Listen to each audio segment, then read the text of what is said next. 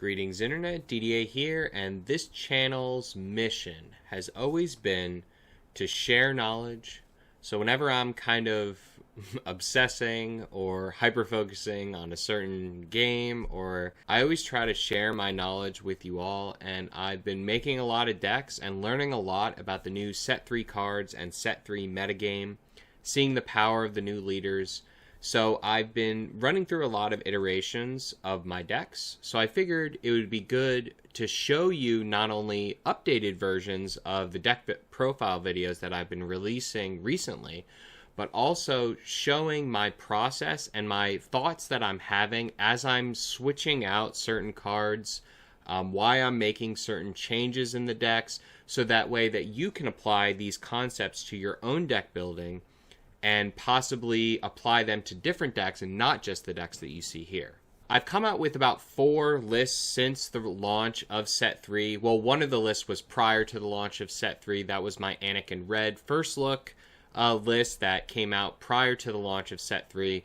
And then all the other lists, the Padme list, the Ventress list, and the Rey list have been post-set launch. So I wanted to take some time to talk about the changes that I've made to the list and why I've made them. So the first thing I want to talk about is the Padme list, because the Padme list has undergone most significant changes.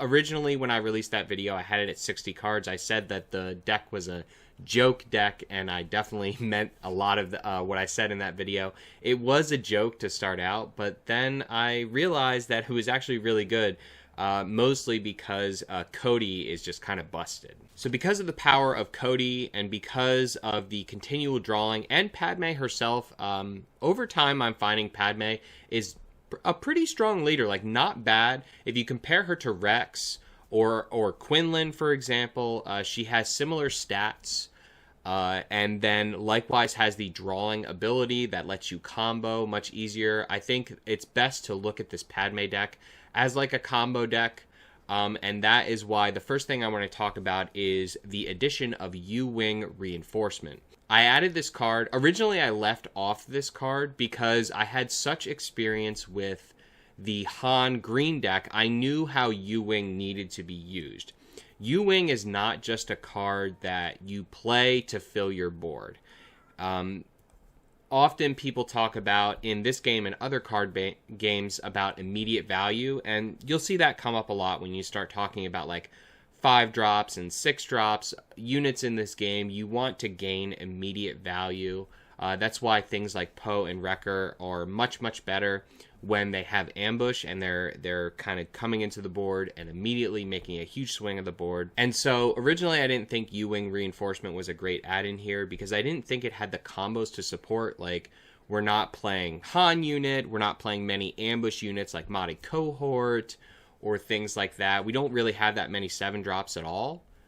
So I left it off originally. I added it back in because once I started to think about the different things you could do with the deck, it really started adding up to me.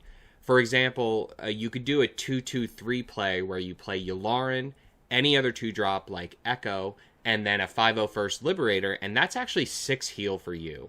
A 7 cost event that gives you an immediate 6 heal and additionally 3 units on the board. That's massive. That's huge for tempo. And that's the other thing about U-Wing. It's not just a fill the board card. It's also a tempo card. It's playing 3 units in a single action. And against the aggro decks, that can matter a lot because playing Yularen starts to add up in stacking heal effects that can become overwhelming for the aggro deck. The other thing was I dropped the Stalwart 1-drop for the 2-cost Coruscant Guard. This is just a straight change for aggro. Additionally, it's good to have an additional green unit for Yularen. And also, he combos great with U-Wing and great with Cody. Actually, another U-Wing combination that you can do is Cody and Coruscant Guard for up to 7 costs. And if you have at least one other unit, you can then ambush that Coruscant Guard for a 4 damage ambush. Another combo you can do with U-Wing is, of course, the double 2-drop Admiral Akbar play, which you can see we went up to 3 Admiral Akbars. And that is because of I mean, just needing it for the aggro match, and then additionally, U-Wing is just great with Admiral Ackbar. So Admiral Ackbar easily with U-Wing could ping a unit. It could almost be an overcosted Vanquish. That's the other thing I wanted to talk about with this Padme deck, and in deck building in general, what you need to think about if you're playing slow or fast, where you fall on that scale of slow and fast decks in comparison to the cards that you need to play. So obviously Padme, you look at her leader, you know she's going to be a slower deck, a slower personality. So because she doesn't come in and deal like 4 or 5 damage on the flip turn. So you know it's going to be a pretty slower deck. So, and that's why you need to fill the role of unit removal. And I thought Synchronized Strike and Admiral Ackbar was going to be enough for me in that regard. But I come to find in the control matchups specifically, the control matchups, they love to do unit trades, and overall they have higher value units than we do.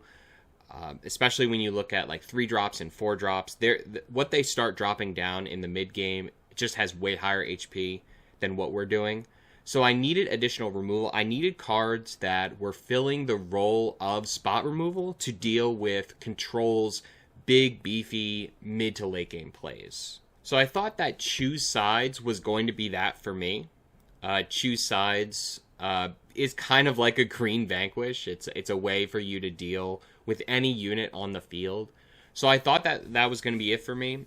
But what I found was in the aggro matchup, they would either do one of two things. They were either doing a go wide space strategy where they were going to be playing a ton of little guys, and Choose Sides just didn't hit that hard for 7 cost, right? Spending your whole turn on 7 to do that. Or they were going heavy ground, and if they went heavy ground, the aggro decks, they were doing a ton of ambush. And Choose Sides just didn't have as much impact because they would be damaged. They would have already taken out one of my units, and then reduce my ability to take advantage of the Choose Sides then. And they would just be able to kill their own unit very easily because of the ambush. So there were a lot of things. So I actually ended up dropping Choose Sides to the sideboard for the control matchup to answer those hyper late game units like Home One and Avenger, because Choose Sides was not giving me the power that I needed in the aggro match as unit removal. And what I found, hold on, I'm going to get this right. I swear to you, we're going to get this right. Pyrrhic Assault. Okay, this is important. This is important that we do this. So Pyrrhic Assault, new legendary that came out in the set 3, is double greens Vanquish. It's what it is. Like, we have to trade units, and I know it's not a Vanquish, but let me tell you why Take Captive is not the answer. Because I've seen some double green lists. I've seen some green lists with Take Captive. Take Captive is not the answer, because what's going to happen is you're going to take captive that thing and they're going to remove it, and then they're going to get back their unit. Just easy mode for them. Okay, they're going to double down on their swing. They want to kill your units anyway, so it's not a problem for them. We don't play the Sentinels to the level, and green doesn't have the Sentinels. That's another thing. Someone commented about this deck, and they said, hey, what about Sentinels? Absolutely. Would love to play Sentinels in this deck, and I've tried to fit them in, but I can't play Echo-based Defender because it's not a Republic unit, and we are already whiffing. I'm already whiffing on Padme's ability, and we're about slightly over 50% Republic cards in the deck. We did end up cutting down from the 60 to the 50 to 53 to improve the aggro match, and that is mainly, again, think about this like high level. Why do you want a 50 card deck? You want a 50 card deck to see the cards that you want to see in certain matchups, and in the aggro match, if you do not see Battlefield Marine, if you do not see Colonel Yularen in the early opener of the game, you are going to have a tough time against aggro. And so in order to see those cards, we had to cut from 60. We're down to 53 now, a little bit over 50% Republic. So I have whiffed sometimes. So that's where we are. But Pyrrhic Assault, getting back to that, what I found, and you'll see another thing, I dropped in Defensive Camino. And the reason I dropped in Defensive Camino is because we play a fair amount of non-Republic units. We play the Battlefield Marine, we play the Colonel Yularen, we play the Admiral Ackbar, and we get the 2 battle droids that aren't affected by in defensive Camino either. And then we also have Bright Hope. So there were some times where I would have like 3 or 4 non-Republic units and my in-defensive Camino just didn't hit the way that I wanted. So what Pyrrhic Assault is going to give you in place of Choose Sides is it's going to be that card that you can actually play on turn 4 or turn 5 versus waiting until turn 6 until the game is pretty much over. Choose Sides is still a great card. I think it's great in the hyper late game, but it's a lot to spend. And unless you're taking an Avenger or home one, you definitely notice that it's kind of weak. So Pyrrhic Assault is going to be that card that lets you overtake the field, use those battle droids to do the 2 damage ping. It can go cross arena, so if your opponent is going heavy space, it's another way for you to take back the space arena, even while you're going heavy ground. Like, let's say they have 1 ground unit or they just have their leader, you could send your battle droids in there, ping their space units and things like that. There's a lot of cool things that you can do with it. So the other thing I forgot to mention when I was talking about U-Wing was the cut of manufactured soldiers. This is a card that I was pretty high on in the beginning because I compared it to Batch Brothers, and it still is a great comparison to Batch Brothers. A better version of Batch Brothers, it is, for sure. Of course, held back by its inability to be tutored by Padme ability. That's one of the big things that held it back, and if it could, I probably would still slot it at 1 or 2, but it was competing with U-Wing for that slot. It filled a similar role, and like to get back high level, think about what role is a card filling you? Well, U-Wing is giving me that, well, let me refill my board. But it's also all the other things that I mentioned previously. Manufactured Soldiers was the same. Let me fill up my board, except that's all it did. It was very vanilla. It just never hit well. It was only good on as a turn 2 play, and 9 times out of 10, we had a better turn 2 play. You know, an Admiral Yularen, even a 501st or Republic Arc 170. All these things are just better plays on that turn versus the Manufactured Soldiers. So we just straight dropped Manufactured Soldiers for U-Wing. I feel like that was a good change. We dropped the Choose Sides for the Pyrrhic Assaults. And then additionally, we dropped out the main deck Spark of Rebellions for resupply. Now, I said in my video that I didn't feel like ramp was overly necessary, and I still feel like that. I don't feel like I want to go to 8 or 9 ramp in here, because getting that early 1 or 2 ramp is definitely significant. However, past that, it doesn't, like, Padme is not so impactful that getting her on the field overtakes the whole game. What is impactful is getting those additional droids quicker, and then having your synchronized strikes and Admiral Akbars hit harder in the early game. And you can actually one-shot Sabine in this way. And this is one of the main reasons why I added resupply, is because you can one-shot Sabine if you turn 2 resupply into turn 3 deploy prior to Sabine deploy. And then you actually, as long as you have your turn 1 play left, you have 5 units with Akbar. You get the 3 from the deploy, and then you get the 1. You have the 1 on the turn 1 play. So you'd have 5 units by playing Akbar to one-shot Sabine on deploy, which is pretty cool to do that. And definitely worth the resupply. I think getting your leader out there and starting the restore, getting control of the field, possibly doing a Pyrrhic assault early, and things like that will really help you take over the field, to then let your late game U-Wings and things come in the late game to reestablish yourself and then enter the late game. So this list has been humming now. I feel like it's great. It's gone a lot better. The cuts have been great, and you really you see consistency, you see consistent plays, and that's what you want to see with the deck. This deck continues to impress me, and I know some other people have commented that they're struggling with the 24 HP base. I understand. It is scary, and if you let your opponent get some footing on you, you will lose. However, the reason I'm sticking with the 24 right now, for now, is the games that I lose, I don't feel like I lose due to the lack of HP giving me time. I feel like I lose because I lose control of the field. You want to control the field. The droids help you control the field, especially now that we added the Pyrrhic Assault. So basically, you have to control the field. The droids help you do that. And then I don't think the 6 HP, like an additional action phase, will necessarily win you the game. In this particular deck, it's kind of like if either you have control or you don't, and if you don't, you lose regardless of the amount of HP you have. So that's my feelings on it so far. Just a great deck. It continues to impress me, and I can't wait to get some matches out to you all. Now moving into the next deck that we've updated since the video is the Ventress deck. The more I play Ventress, the more I just am reminded about how fragile Ventress is just as a leader. She's just so fragile, and it makes you want to play Sabine. Like, Sabine just does more damage. Sabine just does more damage. And that's not because she has higher output. It is because her units have more HP. The leader has more HP. The units have more HP. She does more consistent damage than Ventress because her units have more staying power. So that's kind of where I am right now. So kind of going into this knowing that you're probably not going to be as fast as other aggro decks. Not because you're not as fast, but because they're just going to kill your units.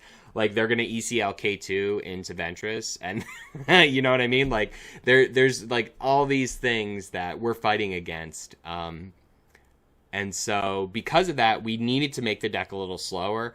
So I added No Good to Me Dead. I was resisting adding No Good to Me Dead main deck because it doesn't do damage. I wanted to just do a bunch of damage. But I found that we need to play slower because of every reason that I just mentioned. So we need the No Good to Me Dead's main to exhaust leaders, to exhaust those units, to give us a little bit more breathing room in all stages of the game, while also activating Ventress' ability. And the other thing I left off in the original list was the Geonosis Patrol Fighter. This is an obvious add if you play Triple Dark Raid. I was working in Triple Dark Raid into the deck while I was posting the video. Like, it was a relatively new add. So I had played them originally, the Patrol Fighters, when it was a pure exploit deck. Then I dropped them. After adding Triple Dark, I should have added them back in. They are just spectacular with Triple Dark. They're spectacular in general, but we can actually use them in two different ways. Triple Dark and the exploit plays, because you can play it for one. Huge tempo swing when you play it for one. Like, you can bounce most Sentinels. Like, you can bounce the Village Protectors, bounce the Captain Typhos. You know, there's so many, bounce the Echo Base Defenders. There's so many Sentinels that you can bounce with the Patrol Fighter. So there's so much. You can also bounce things like Yodas, and just there are so many 3-cost units that are highly impactful. And like I mentioned about how the aggro decks are going to be faster than us because they're gonna kill all our units. The Patrol Fighter helps you do that, and because of that, I'm actually considering going to 3 copies of it. And so, again, go back to high-level deck building. This is what you kind of got to think about. Like, where does the speed of your deck lie in comparison to the cards that you play? Am I faster than this deck? If I'm not faster than this deck, then what is my strategy to slow down the game so I can overtake the game? How am I counteracting their strategy? And those are the kind of things that you got to think about. So, because I know that unless I get a really good draw and my opponent just doesn't counter me, and because I do think this deck can have a higher damage output than Sabine, but if they ECL Wrecker into a droid, do 6, maybe not. So there's that. There are things to consider. Last thing I wanted to mention with this Ventress deck is Fallen Lightsaber. I've had a lot of people ask me about Fallen Lightsaber. It's a good add, and I like it because we have Force Synergy, especially would be good on Ventress unit, like the 4-drop Exploit 0, because you could drop it turn 1, and some people were saying, oh, DDA, it's Ventress is not a good play turn 1 because, you can't activate her power and do 5 damage. Well, yes, I know, but the best turn 1 play in the game is the turn 1 play that survives and lets you do damage for the rest of the game. So the Ventress turn 1 play is not meant to kill your opponent instantly. She has 4 HP, so most units can't take her out in the early stages of the game. If you would then throw a Fallen Lightsaber on her, she would become a monster, and she could hit for 8 damage. It'd be insane. But again, like, that's the stars aligning. So I added one Fallen Lightsaber in here. I did drop down to 2 Ventress unit to add the Geonosis Patrol Fighter in there to make sure I didn't have too much exploit. I could see a second Fallen Lightsaber. I'm not sure what I would take out. Maybe the Breaking In, but I'd be a little afraid to do that because when I lose, I often lose by 1 or 2 damage. So if I would just draw Breaking In, I would win the game. So it's hard for me to take out the pumps. I really don't like it. I actually want to add more in, and I hate even the thought of taking some of them out because they just win the game for you. But potentially the Fallen Lightsaber, like even on Dooku, like a 9 damage overwhelm would be crazy. So just consider that. Yes, I'm on the Fallen Lightsaber. We do have Jedi support in here with Dooku and Ventress. So yes, but also be careful.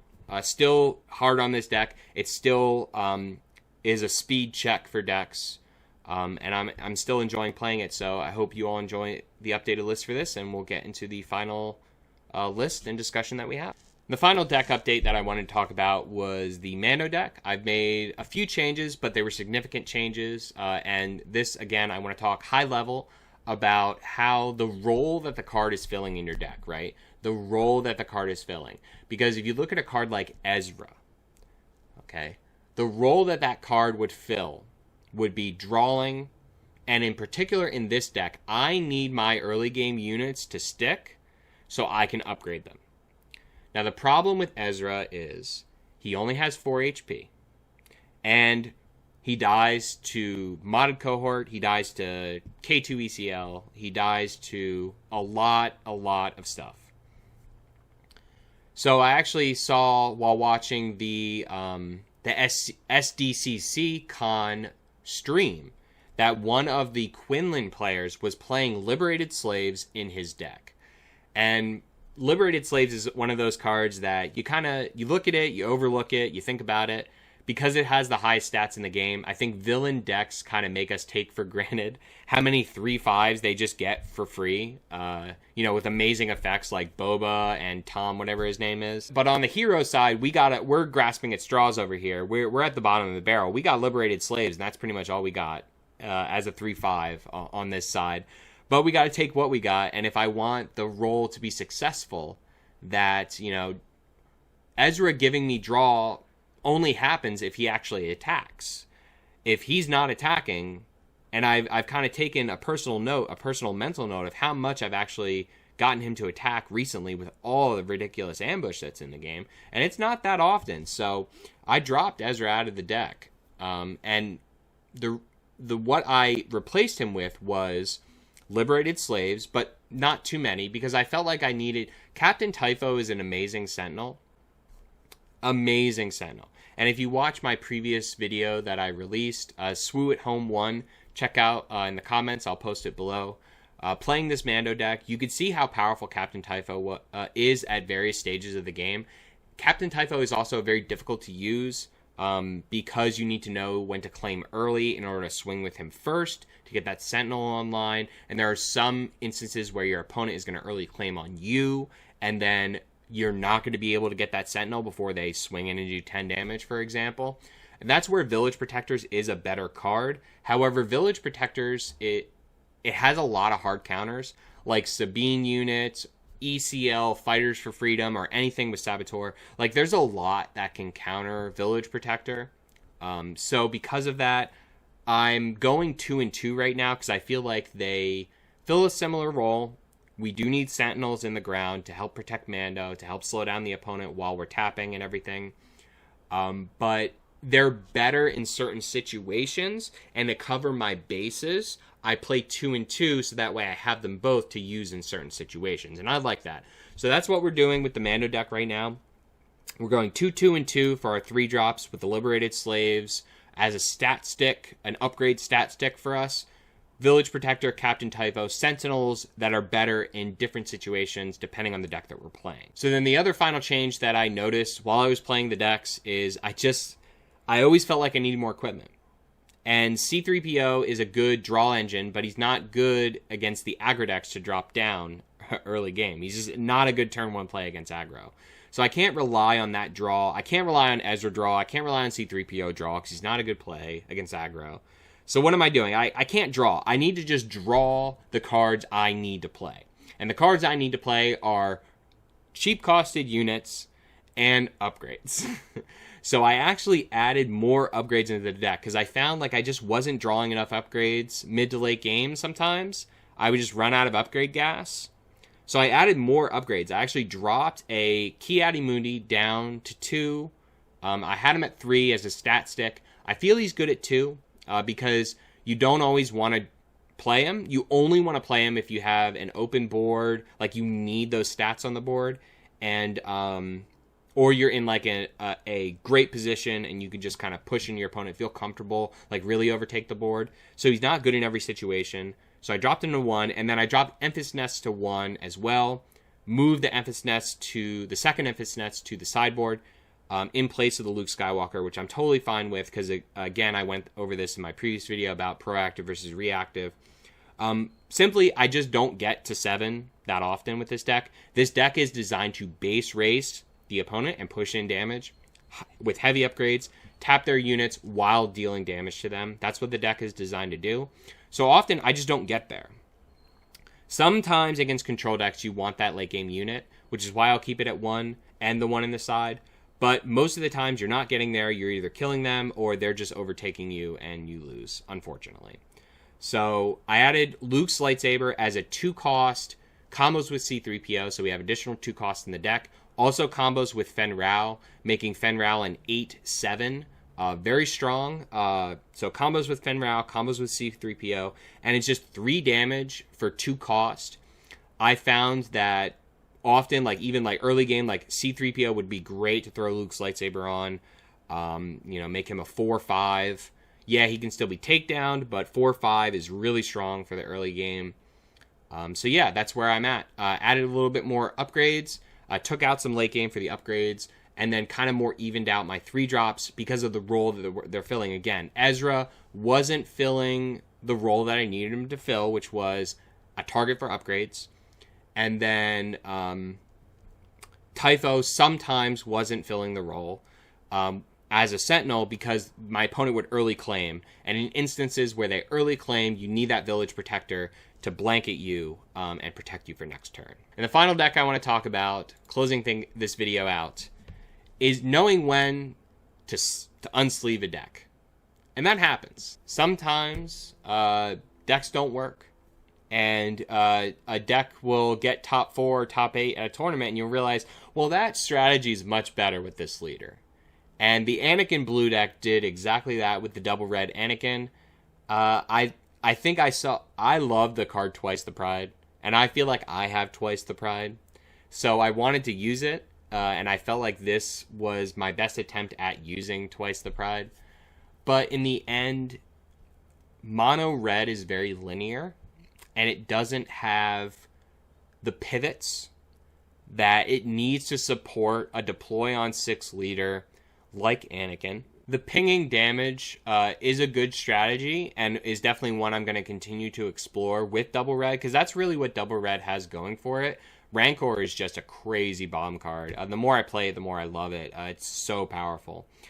Just like the spreading and pinging of damage in mono red with aggression supporting and things like that is definitely one that I'm going to continue exploring. I am going to release a deck profile video coming up of Mace Windu with double red, and I think it's really powerful, to be honest with you. But as a closer out to this video, I just wanted to say that it's okay if a deck doesn't work the way that you want it to, because sleeving up a deck and having an idea, a card combo, like a 10 damage ready Guerrilla Attack Pod with Twice the Pride, for example, which I never actually got to go off, and that's kind of the point. So it's cool to put a combo in your deck, but if you never actually are able to do the combo, then that's okay. The deck cannot work, and you can just take it apart and build something else. And that's kind of what I did with this deck, and there's no shame in that. We try things out, we learn what works, what doesn't work, and we take it into our next deck and use the knowledge that we gained to build something better.